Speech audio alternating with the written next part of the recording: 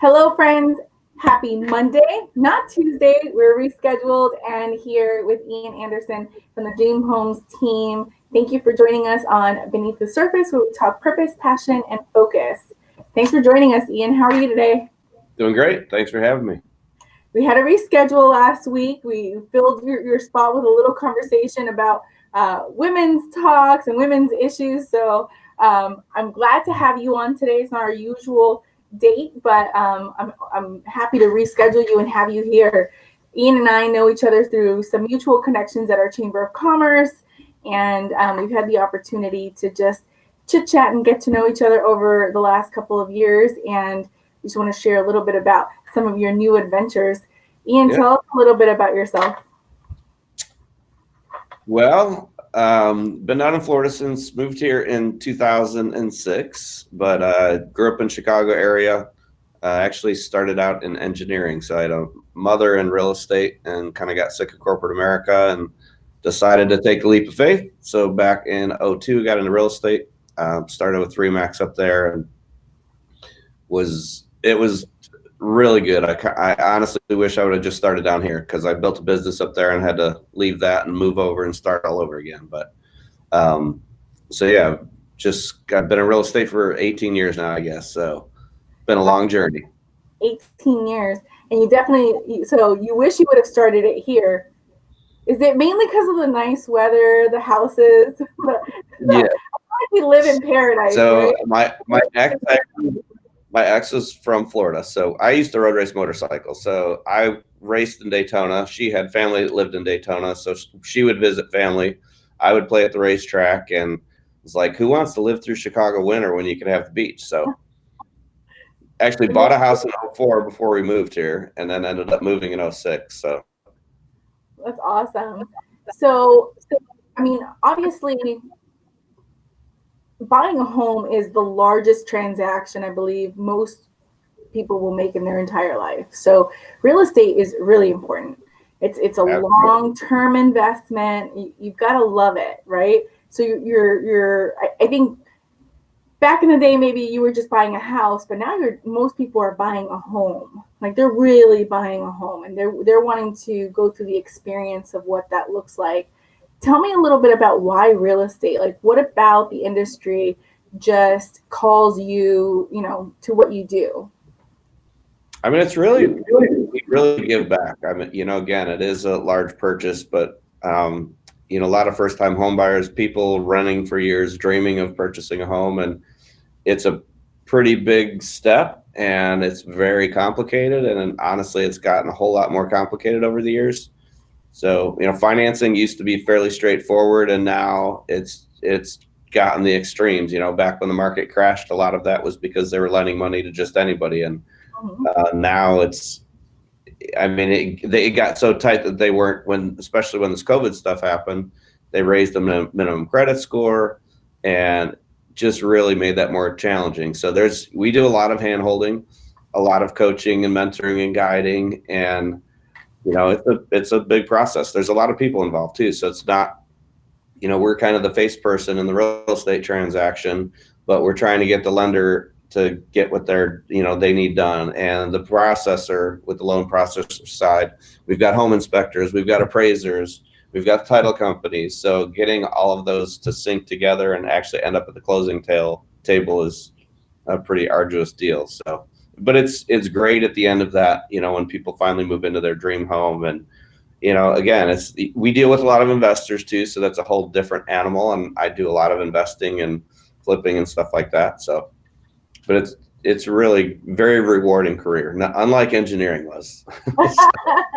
Right, because you suddenly now are attached to somebody who becomes a business partner in a purchase, right?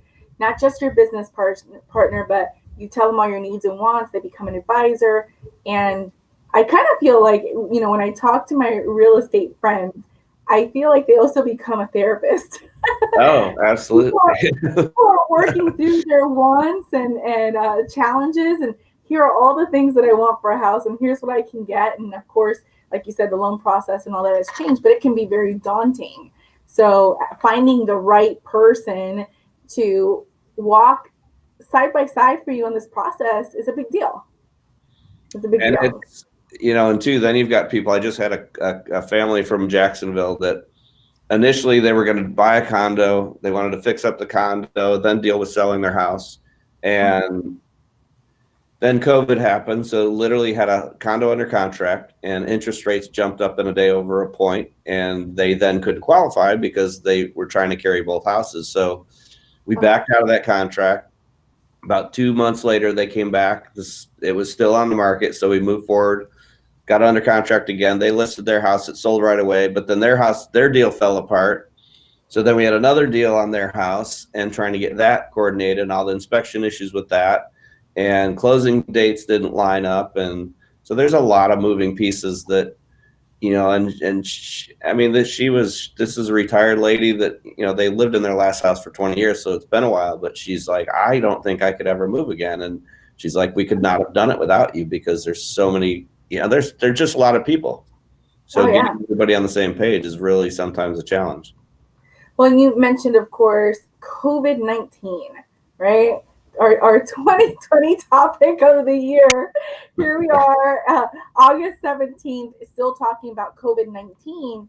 And it seemed to me like it actually got better when we were talking about like mortgage rates and real estate. How has it affected your business, COVID-19 in general? How you do business, and is it affecting real estate in a negative or a positive way, do you think? So it's kind of, there's two sides to it. So honestly, my June and July have been my best months in a couple of years. So we've been extremely busy. A couple of things. The COVID, a lot of the states and cities up north were shut down, and we are a lot of baby boomers, a lot of retirees are buying down here. So right now we actually have a flurry of buyers, and interest rates are really, really low. I mean, there's 30-year fixed is hovering right about 2.8 to 3.1 to 3.2. So I mean, that's historical low rates. The buyers are out there. Buyers are trying to buy, and we've been crazy busy with that. Now, the other side of that is sellers are not as confident about, letting random people through their house. So buyers are ready, but the sellers are kind of hesitant. So we're getting really low on inventory. It's actually, real estate's just supply and demand, and right now the demand is still there. The supply is really low, which is driving prices up. I just did a search literally about 15 minutes ago looking beachside in Ormond Beach, just for example. The cheapest house of anything, 2.1, it was a little 2.1 for 219. There were only, I think, 9 houses under 300,000 on the market in all of Ormond from Granada North.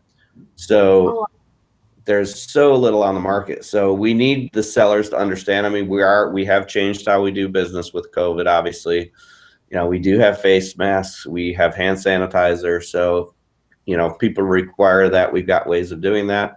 But it's also automated a lot of stuff. So we're doing more mobile closings, and we're doing remote stuff, and we're e-signing more. So we have a lot of buyers. Honestly, we do virtual tours as well with, Facebook Live or Facebook, do video tours of a house. So you don't necessarily even have to go through the house.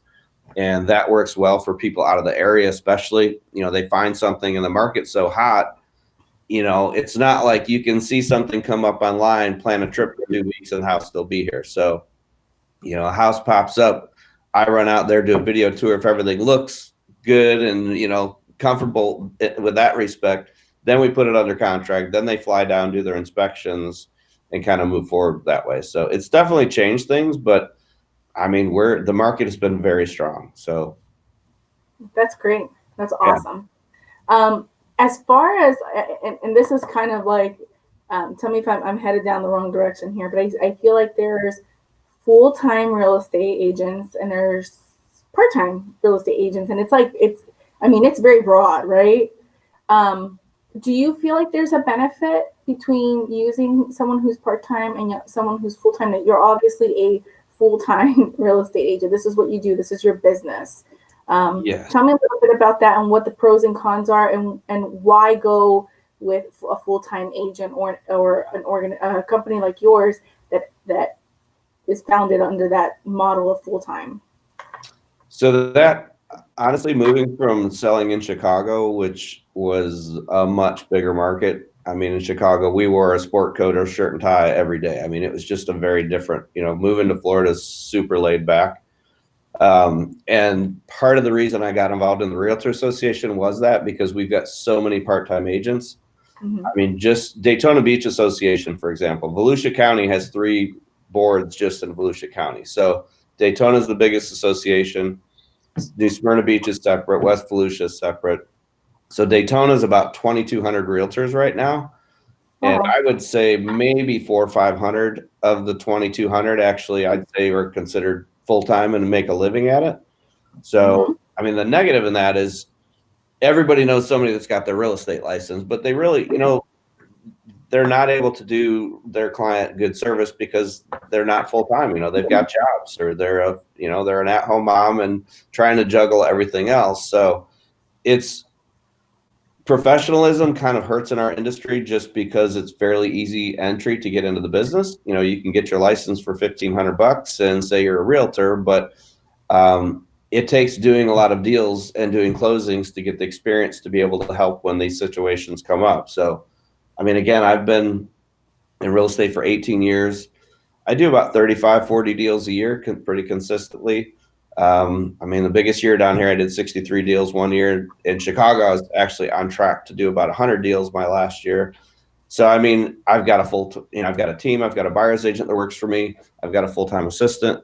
So you just can't provide that same level of support when you've got a second job. And I mean, it really does hurt the consumer. So I always tell people, anytime you interview an agent, I know that you may know somebody that has a real estate license, but make sure that they're doing at least 15, 20 deals a year, and they know what to expect and how to overcome challenges that come up, because there's always stuff goes sideways in a real estate transaction. What are some of the questions that you think a buyer should be asking when they come across, because again, so now you look at a house that you may like on Zillow, right? Because there's so many different ways to purchase. There's a realtor that usually is attached to that listing. And I say, don't look at Zillow. Just saying. It's one of the most inaccurate consumer sites out there, but everybody loves it. So right, that's something. So most people, and I mean, even in our industry, most people are purchasing before they even walk into our center, right? So the same for you guys. People are purchasing, they're looking at what they like, they're window shopping now from the comfort of their home. And then they've got a real estate agent that they may shoot an email over to right away that has a listing on Zillow. And then they come across somebody that knows a real estate agent, then they come across you. What are some of the questions that you think they should be asking a real estate agent to qualify them for them to take on their purchase? Well, again, another thing to point out, the consumer site. So when you go on Zillow or Realtor.com or Trulia, and Zillow owns Trulia, so they're pretty much the same. But when you click on information about a house, you're not getting a listing agent. You're getting an agent that buys leads. So I buy a lot of leads. So you're getting an agent that really doesn't know about that property. However, it really is in your best interest to pick an agent other than the listing agent. I mean, not that you can't go to the listing agent direct, but the reality is they're representing the seller. And if you choose with somebody to represent you on the buy side, you can't negotiate both sides of a deal fairly. I mean, there's no way you can fight over something in inspection issues and truly represent both sides equally. So, going straight to the listing agent, they're basically getting paid both sides of the deal, but they're kind of stuck in the middle, and they already have a relationship with the seller. So you're better off picking an agent that's going to represent you on the buy side.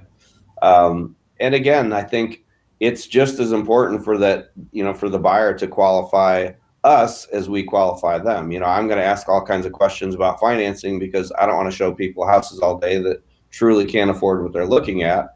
But Sure. Again, just simple questions. How long have you been in the business? And not that I was rookie of the year my first year in real estate in Chicago, and I sold, I don't remember, 40 something houses my first full year, which was not normal, but ask.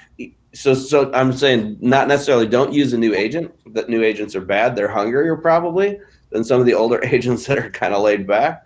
But just, how long have you been in the business, and how many houses do you sell? And, are you full time? Because if I need to look at something that pops up at night or on the weekends, is that something that you're going to be able to handle? Because we're in the instant, everything is instant in the world today, and you get a text message and people expect you to reply. And that's where the team helps us, because if I'm with somebody, if you call on any one of my signs, it'll ring all of our phones. So there's a good chance somebody's going to pick up. Sure. And if I'm busy with clients, Jason, my buyer's agent, he's more than able to do the same thing that I could do. So we kind of tag team and help each other out. So that's kind of how I've never wanted to be a big, massive team, but you've got to have enough support to kind of, help at all times. So. Awesome. So let's talk a little bit about your involvement in the community, because like you said, you are involved with some of the realtor associations, but you're also involved with some chambers and the Kiwanis Club and all that. Tell me a little bit about your involvement and what keeps you getting involved in the community. Sure. So the Realtor Association, I kind of honestly moving to Daytona Beach, coming from a big city market and the technology and tools that we had, I kind of felt that I could offer, some assistance and help getting involved. So I really got involved initially in the technology committee, and they had a leadership academy through the Realtor Association. And I've been on the board of directors, I don't know, probably 10 years. Actually, I'm terming out the end of the year. I was president of the Realtor Association in 2014. So just to give back to my industry, I'm very passionate about it. I got involved in some state committees. I was actually vice chair of a national committee. So, I mean, this is my passion. It's not just a part-time thing that I do. And, kind of my way of giving back. We do a lot of training at the Realtor Association. So, that's usually volunteer stuff. The boards are all volunteers. And then I also obviously think it's important to give back to the community. So I was involved in Rotary in Chicago. Rotary at the times just didn't work out here. I got involved in Kiwanis, which is all basically giving back to the children, and everything we do is child related. So I've been in Kiwanis, I think, pretty much about since I moved here. And I'm actually current president of Daytona Beach Kiwanis Club this year and next year. And I mean, again, I think it's important. I'm very busy, but I kind of thrive on busy. So I tend to over volunteer for things, but I have the ability, and we've got a lot of connections being in real estate too. So, trying to get sponsors and to raise money for, all the charities and all the stuff that Kiwanis supports, and that's honestly been a real challenge, because Kiwanis is a lot of older members, people that are retired get involved and start giving back charity wise. And a lot of them are not comfortable coming to our meetings. So we were doing Zoom meetings. Since COVID started, we started doing Zoom right away. We started doing in-person luncheon meetings probably a month. I think we've done maybe, because we do twice a month. I think last month was the first month. So we are doing in-person meetings. We've got speakers. So Daytona Beach Kiwanis, we meet the second and fourth Tuesday of the month at the Halifax River Yacht Club. So if anyone wants to get involved in Kiwanis, we would love to have you. Join us for a free lunch, which is what we're all about. So we've got a speaker every week. I've done Habitat for Humanity. I've done several different builds with them and volunteered with them. And then I actually just bought a moving truck. So a new marketing thing I've got is, if you buy or sell with me, you get to use the moving truck for free. So I'm flying to San Antonio Friday to pick up a truck, but I'm also offering that to local charities. So if they need to use that to pick up supplies, or, like Habitat has a lot of building materials. So I'm going to kind of give back in that way too with the moving truck, because, the more exposure it gets driving around town. So again, I really kind of like to find different creative ways to give back and to stay involved. It's interesting to me because, the more I am around people that are in business, the more I get to see, the way that the mind works, right? So You have a lot of business owners, and I relate to you in the sense that I enjoy being busy. People will often told me to do stuff, and I'm sure that happens to you too, but it is, yeah. And I've learned that I have to say no sometimes, but at the same time, like, there is, for me, purpose satisfies a lot, right? oh, if I feel like if I'm doing something, versus sitting at home and relaxing, I'm very much feel so much more fulfilled and more relaxed, and I feel more purposeful. But I also do enjoy my beach time, my boat time, and I know you enjoy your race time. So before we get into all of that, tell me a little bit about EXP, because you were with another real estate company, and then you've made the switch over to EXP, and I'm starting to see that really happening a lot. Some have said that is the real estate model of the future, right?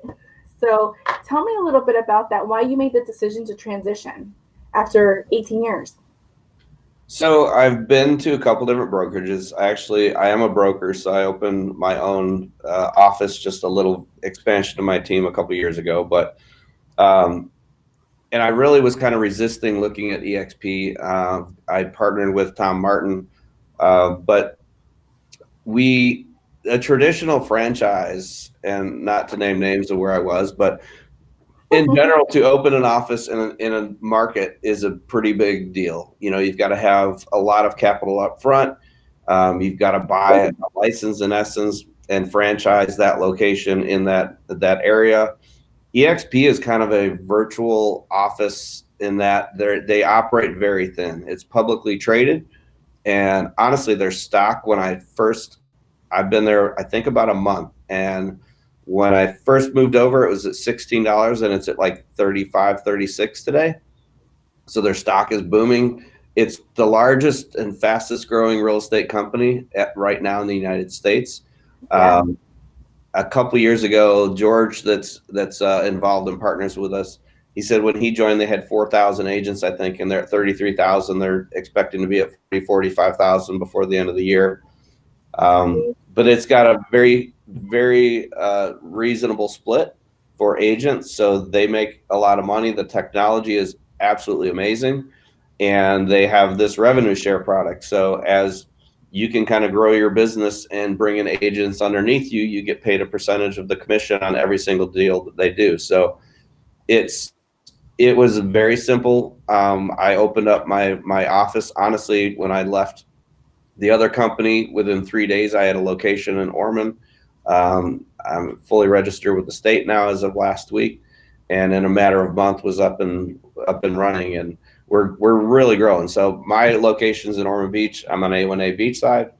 We're currently looking for a spot in Daytona, Port Orange, possibly on Dunlawton, and we've got an eye on a spot in New Smyrna Beach. So it's a very quick, easy, duplicatable model. So, let's say somebody has their own private brokerage, they can very easily brand that to an EXP brokerage and get the benefit of the revenue share, and you get a national brand with all the technology. I mean, the technology is really amazing. So that was a lot of it. So that's awesome. So are you currently trying to grow your team? Like, are you looking for people to join your team? Yes, since we decided to do this, I think, and I'm not sure because Tom and I don't talk every day, but we're at about 8 or 9 agents already within the first month. It took a while because obviously opening a new office and switching all the systems and signs and all your marketing and your websites and that. So it's been a very busy month. So I've been, more focused on getting the business set up and getting the office set up. But yes, I mean, we're definitely looking to grow and to bring in agents. And again, it's just a win-win because the previous company I was at had profit share, and the profit share model is, obviously the office has to be profitable. So if the office isn't profitable, there's nothing to share. And they run very heavy. There's a regional owner that probably made a couple $100,000 a year. Then there's our local owner that probably made a couple $100,000 a year. Then there was our team leader in the office that made $100,000 a year, and then an office manager, and then agent services, and then so you've got all of these layers that pull from the profit. Where ours is strictly based on what the agents sell. An 80-20 split. 10% of it goes to EXP, 10% of it goes to the agents, and that's shared amongst the people that are in your organization. So it's a really cool model. It really.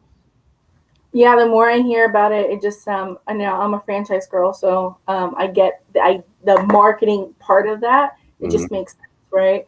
But the more I hear about it, the more I just can see, what people are saying as far as it will, revolutionize the real estate world. So Yeah, because it really is like owning a franchise without the expense of buying a franchise. right, So you're in essence getting the branding and getting all of what the franchise offers, but you're not spending 150 grand into the franchise. So correct. it's a cool model. So if somebody wanted to join your team or talk to you about joining your team, how would they get a hold of you? I am my phone number is 386-214-5290. I am at thedreamhomesteam.com is my main website. So all my contact information is on there. I've got a real quick little video that kind of talks about the whole overview of the system. Another cool thing I forgot to mention. So being self-employed and health insurance is a really big thing. And when you're an independent business owner and you've got pre-existing injuries, it's really hard to get health insurance. So EXP also offers health insurance, which I've never seen in any other real estate franchise. Awesome. So yeah, I mean, it really, the stock, so it's a publicly traded company as well. So your first deal of the year when you sign on, the first deal that you close, you get, I think it's like $400 in free stock.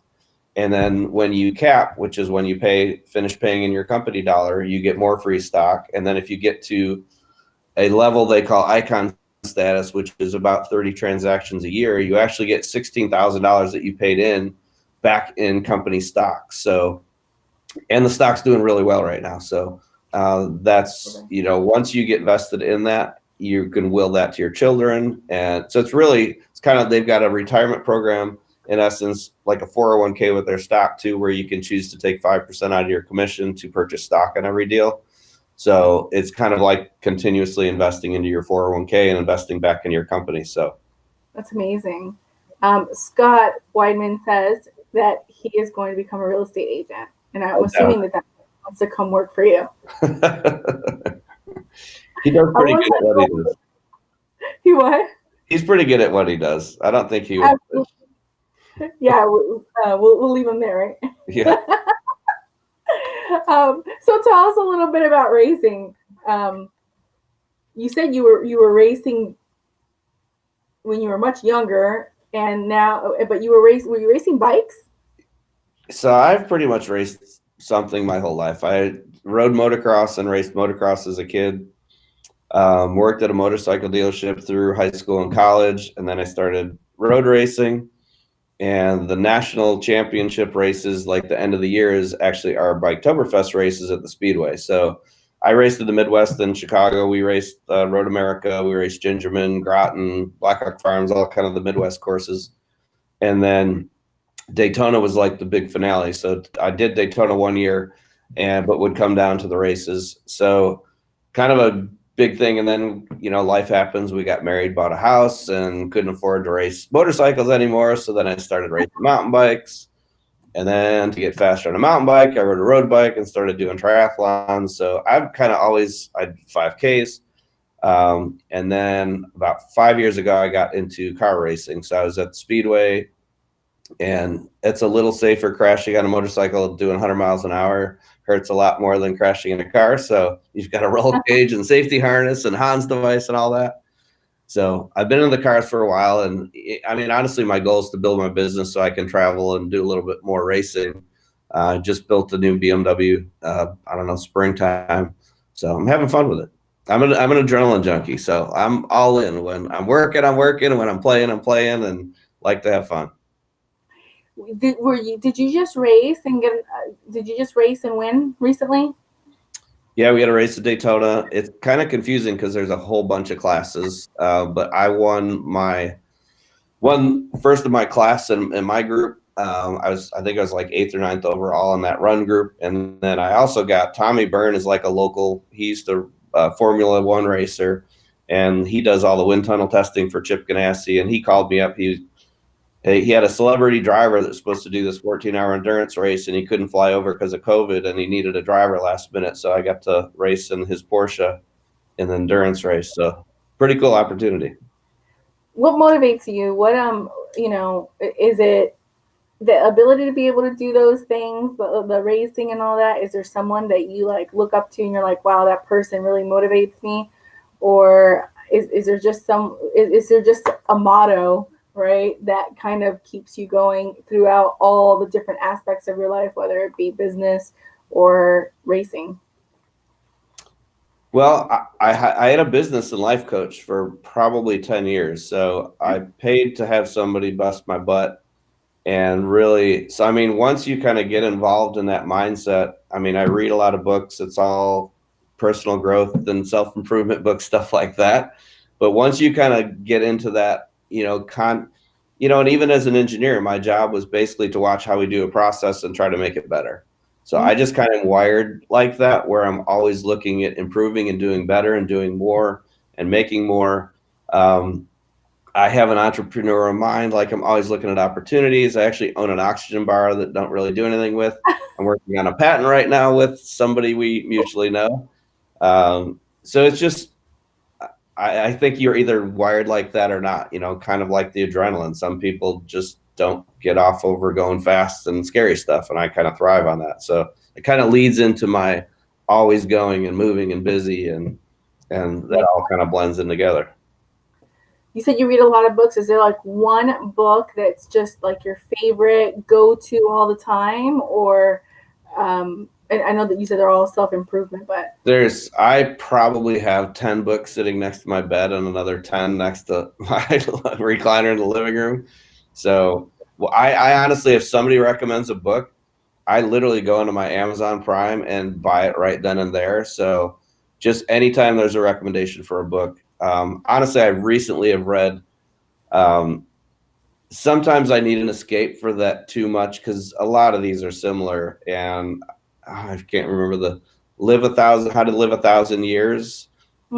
Really interesting. It was kind of built on principles on, improving your life and all of that. But that was one that I just read recently. And again, I think that to keep growing and keep continuing through life, I don't like being stagnant. I'm not like a punch a clock and go to work type person. I just want to do more. And the more I grow my business, the more success I have, the more I can do, and the more freedom I have, and the more money you can give to charity. And it just kind of, once you kind of get on that path, it just continues to grow. That's awesome. When you think of 10 years from now, is there something that you that you hope you will have accomplished? Is there like a particular goal, particular something that you say, I kind of hope I'm at this place? Honestly, this office 2020 is definitely going to be a year in history just overall, but this really wasn't even in my brain a month ago. Tom Martin actually kind of set me up. He set an appointment to meet with me on a Wednesday afternoon, and he announced at noon that he was leaving the company that we were both with. And I was like, you son of a gun, like, you got me. He's like, well, you wouldn't have met with me if I told you while we were meeting. And he said, I want to partner with you. And we kind of started this journey. I met with his partner the next day, and it literally wasn't in my brain. Wednesday morning and Thursday afternoon, I committed to switching over and opening this office, and just kind of jumped in all in. So this will give me the ability to, residual income doesn't exist in real estate. You're always chasing the deal. So you close a deal, then you got to find another deal, and you got to find another deal. Sure. And I've always struggled to find something. I've got rental properties, and I've got other things that bring in additional sources of income. But, with this EXP model and the revenue share and being able to build this office will allow me to do that. I don't think I could ever retire. I like being busy too much. But, if I could go travel across the country and race, or I mountain bike ride a lot too. So, bring the mountain bike ride, go for the race, do some riding, still do my real estate business. And, because we could do a lot of that from remotely. I'm mainly the listing agent. So on the listing side, you're not showing houses continuously. So I do work with buyers that are referrals, but all the leads that come in, and I plan on growing the buyer side of the business through other agents within the office as that grows. So everything is looking good. I think it's kind of interesting how most of my friends are self-employed and in business, and we're not really seeing much of a change in the business. But if you watch the news, it's all doom and gloom. And it's like, I didn't work any less through COVID. Honestly, I was busier through COVID than before. So I think, people need to not listen to the media, and reality is that things are moving around, pretty good, and the economy's doing great, and our business interest rates are excellent. And there are some people that are having challenges through this, obviously, but the stimulus as well.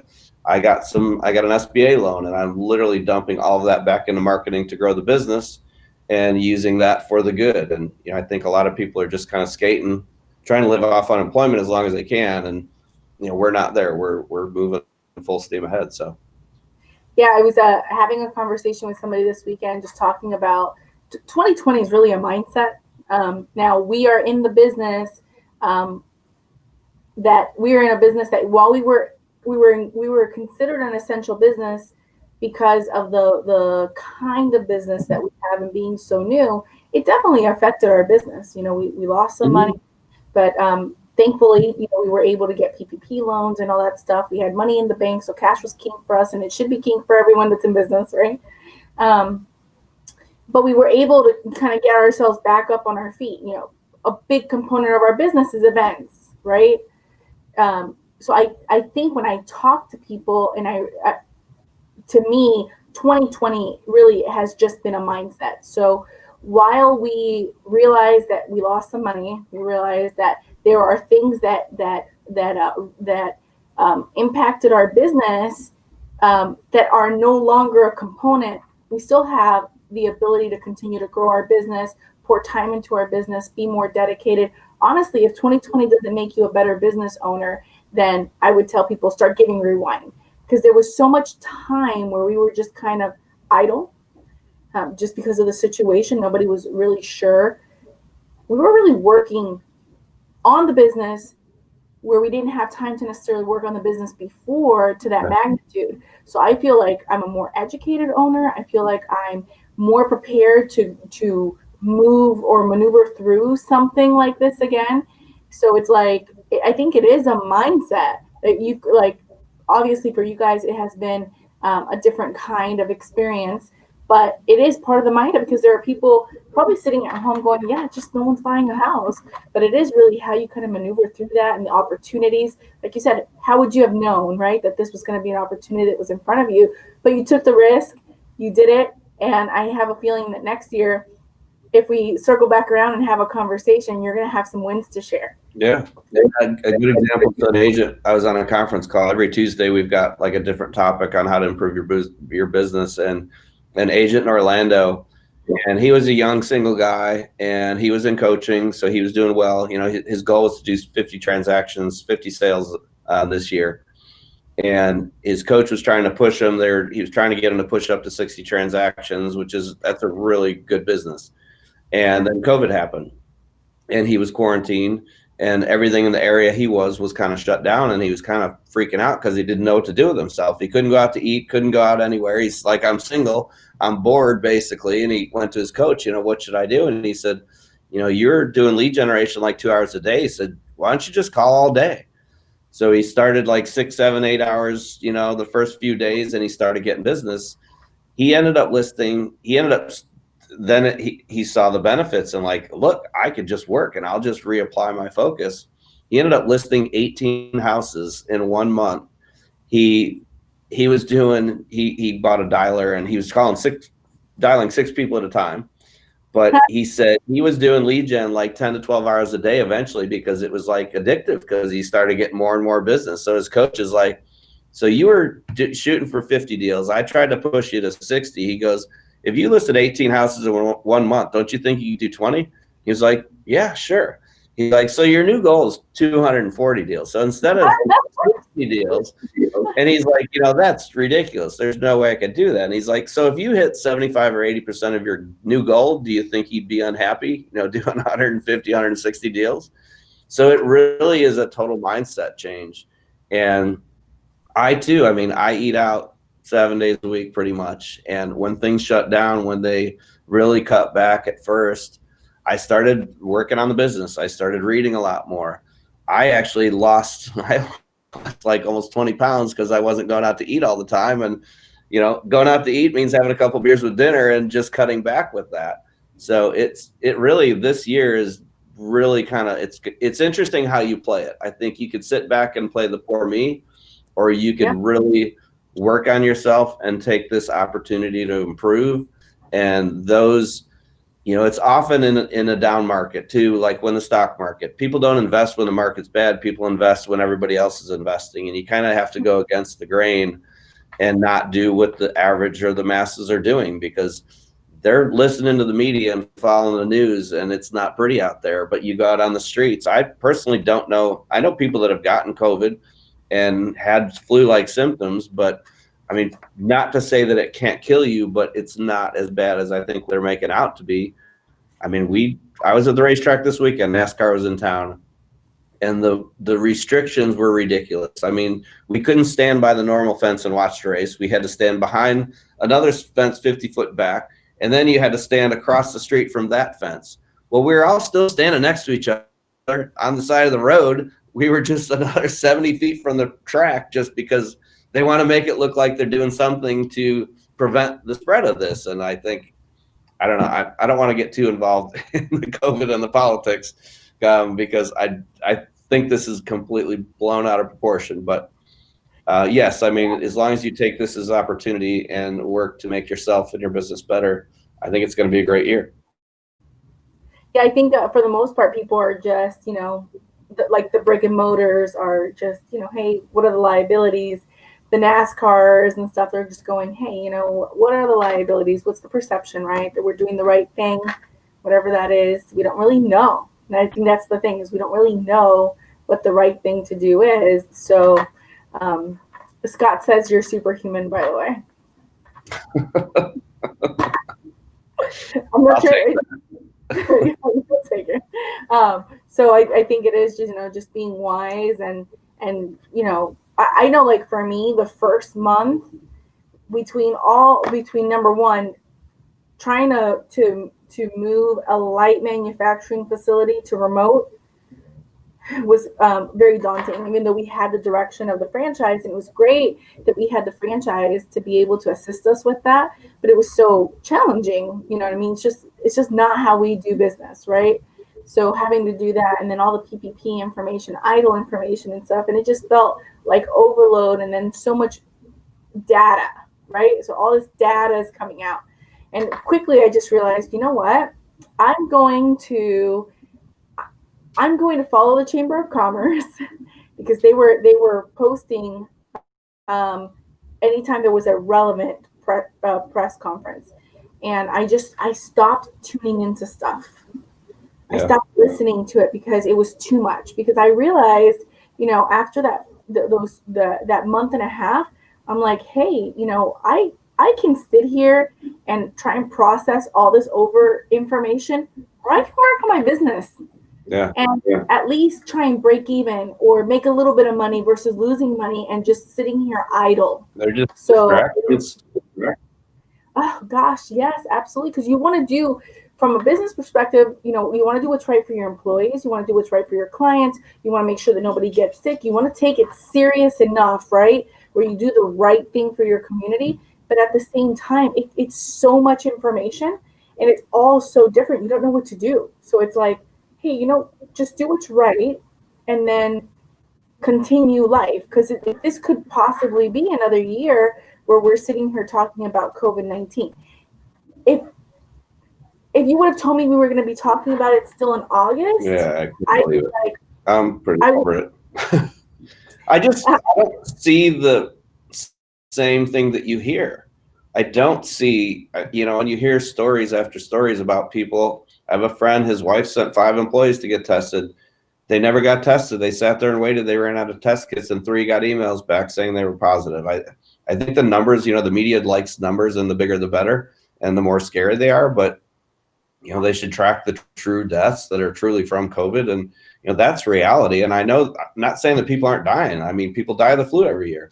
People die in car accidents. I mean, it's reality. But I don't think what we're doing is truly, the masks. I mean, I wear it if somebody requires me to wear it, but the people I hang out with are not necessarily doing that. And I don't know people that have been affected. So not to make light of it, but I just think that we're paying attention to the wrong things and we just need to move forward. So.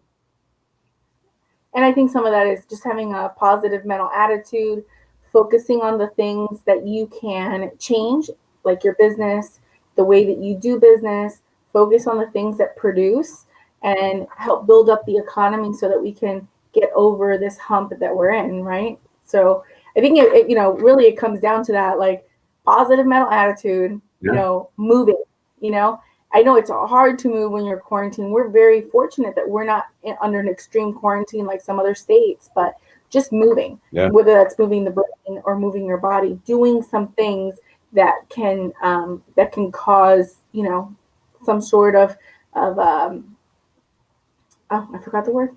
I had it. It was like right on the tip of my tongue. That can produce something, tangible. So we have access to so many other franchisees, as I'm sure you do now with EXP, and you just hear stories from all over the country. Everything is so different, even around the world. We have centers overseas. So we've seen from the worst case scenario to the best case scenario, and I think really what it comes down to is liability. Everybody wants to do what's right. They want to protect their baby. So the baby is the business. How do you protect the business? And it just makes sense to do what's smart. And we need to support the business. I mean, we're all in this together. So, the more we help each other. And this isn't, to me, Volusia County is that kind of community. I've heard people say that a lot. We're in this together. We're in this together. But even prior to COVID-19, I really felt like this was a community that was giving back together. Honestly, when we went to the Margarita Ball, I was so impressed with the amount of toys. And then the next day, Vinny Zagrani put a picture up of a food drive, and it was like the whole road was closed off with food for the homeless. And I just thought, wow, this is an amazing community. So it makes sense that we would continue to get through this together, and hopefully, right, come 2021 or sooner. Sooner, you think sooner? I'm hopeful. I'm always hopeful. I'm the eternal optimist. Perfect.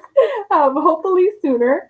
I'm thinking if we can get past August, then we'll be in a better place. Of course, like I said, I wasn't expecting us to still be talking about this in August. But we'll see what happens in November. I think that may change some things. So only time will tell. Absolutely. Well, like you said, we'll be in it together. And I'm so excited to see what the next year brings for you with EXP and with your Dream Homes team. And just, I just know you'll have a ton of wins to share. Okay. And you said, how many team members did you say you had? 18? No, we're 8 or 9 right now in the office.